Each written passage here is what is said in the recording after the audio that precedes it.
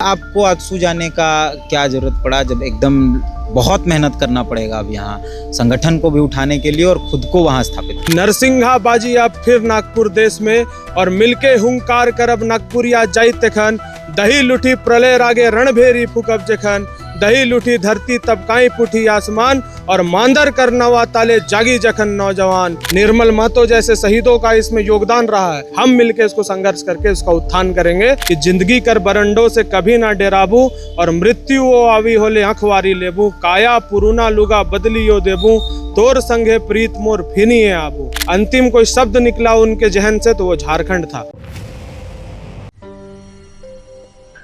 22 जून को आजसू पार्टी ने अपने स्थापना दिवस के दिन बलिदान दिवस के रूप में टाना भगत इंडोर स्टेडियम जो खेलों में पड़ता वहाँ मनाया और वहाँ कई पुराने नेता कार्यकर्ता आंदोलनकारी तमाम लोग जुटे वहाँ और कई सारे संकल्प लिए गए। कई नई चेहरे भी ज्वाइन किए। उनमें से एक हमारे साथ ऋतुराज हैं। ऋतुराज लाल रणविजय नाथ सहदेव जो झारखंड आंदोलनकारी हैं उनके पोते हैं और उस बलिदान दिवस के दिन इन्होंने एक कविता गाई जो इनके आजा साहब यानी इनके दादाजी ने लिखा है, लाल रणविजय नाथ सहदेव। वो कविता से ही हम इनसे बातचीत शुरू करते हैं। पहले जो वो रणभेदी बाजी या कोई कविता जो आप पढ़ रहे थे नरसिंहा बाजी, उससे शुरू करिए। वो क्या था, वो किसने लिखा है?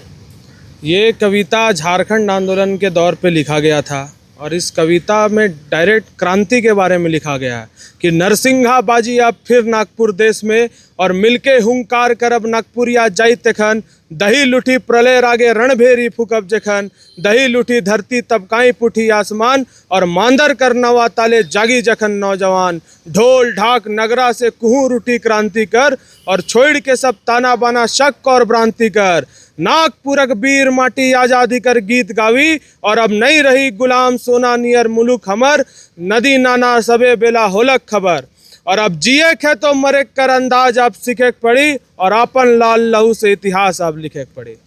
तो इस कविता को मेरे दादाजी ने जिस सोच के साथ लिखा था, कभी कभी मैं इस कविता के बारे में सोचता था कि किस सोच के साथ लिखा गया।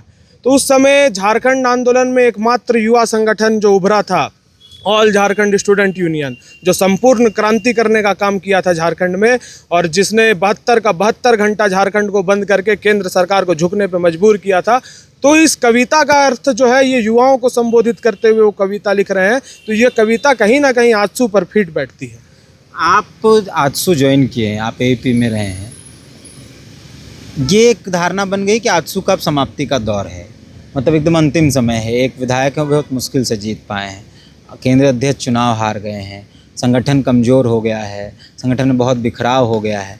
उस वक्त आपको आजसू जाने का क्या ज़रूरत पड़ा जब एकदम बहुत मेहनत करना पड़ेगा अब यहाँ संगठन को भी उठाने के लिए और खुद को वहाँ स्थापित करना? देखिए क्या है कि आजसू इस धरती की पार्टी है। ये एकमात्र मुझे लगता है झारखंड में कोई छात्र संगठन काम करता होगा जो इस माटी से जन्म लिया हुआ, इस माटी से उपजा हुआ है, जो इस आंदोलन को से उपजा हुआ जो पार्टी है वो आजसू पार्टी है। तो अभी आप निश्चित रूप से बोल रहे हैं कि आजसू कहीं ना कहीं कमज़ोर हो गई है।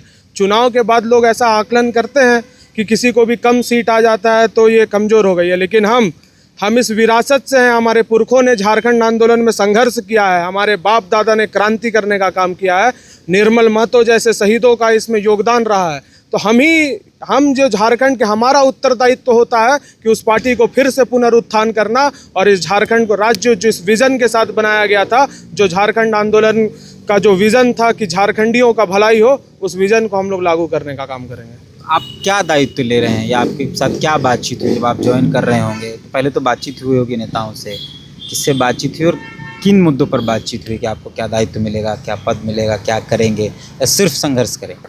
देखिए, अपने घर में जाने के लिए आपको कोई बातचीत करने की ज़रूरत नहीं है। अगर आप अपने काका के पिताजी के घर जाते हैं तो आप ये नहीं कह के जाते हैं कि मुझे क्या मिलेगा। अरे जो मिलेगा बढ़िया मिलेगा, या नहीं भी मिलेगा तो संघर्ष करेंगे। इस पार्टी, ये हमारी पार्टी है, अपने पुरखों ने सींच के इस पार्टी को बनाया है। हम मिलके इसको संघर्ष करके इसका उत्थान करेंगे और फिर इस पार्टी को हम जो अलग राज्य का विज़न था उस विज़न के ऊपर काम करते हुए युवाओं को संगठित करके एक नया क्रांति पैदा करेंगे झारखंड में। आपके दादा लाल रणविजय नाथ सहदेव ने अलग राज्य आंदोलन के समय बहुत सारी कविताएं लिखी। कोई और कविता है जो झारखंड आंदोलन के दौर में लिखी गई हो जो आपको याद हो और वर्तमान समय में वो फिट बैठता हो युवाओं पर, अभी फ़िलहाल जो संघर्ष चल रहा है राज्य के अंदर उस पर? मेरे दादाजी ने, मुझे एक कविता याद है, उसका शीर्षक है जिंदगी कर बरंडो। तो ये कविता उन्होंने लिखा था अपना झारखंड के प्रति जो प्रेम होता है जनता का, जो धरती के प्रति प्रेम होता है, उसके लिए लिखा था कि जिंदगी कर बरंडो से कभी ना डेराबू, और मृत्यु वो आवी होले अखवारी लेबू, काया पुरुना लुगा बदलियो देबू, तोर संगे प्रीत मोर फिनिए आबू। मतलब कि जो प्रेम है हमारा, ये शरीर है, ये तो हम बदल देंगे, लेकिन तुम्हारे साथ जो मेरा प्रेम है झारखंड, मैं फिर यहाँ पे लौट के आऊँगा, तुम्हारे लिए लड़ूंगा, तुम्हारे लिए संघर्ष करूँगा। तो ऐसी भावना उनकी थी। और जब उनको मृत्यु शैया पे लेटे हुए थे, अपने होशो हवास को खो चुके थे, उनको कुछ समझ में नहीं आता था। मैं छोटा था उस समय, मैं देखने का काम करता था अपने आजा साहब को। अंतिम कोई शब्द निकला उनके जहन से तो वो झारखंड था। तो ऐसा परिवार से आने के बाद, ऐसा संस्कृति से आने के बाद, ऐसी शिक्षा पाने के बाद मैं कैसे कहीं और रह सकता था।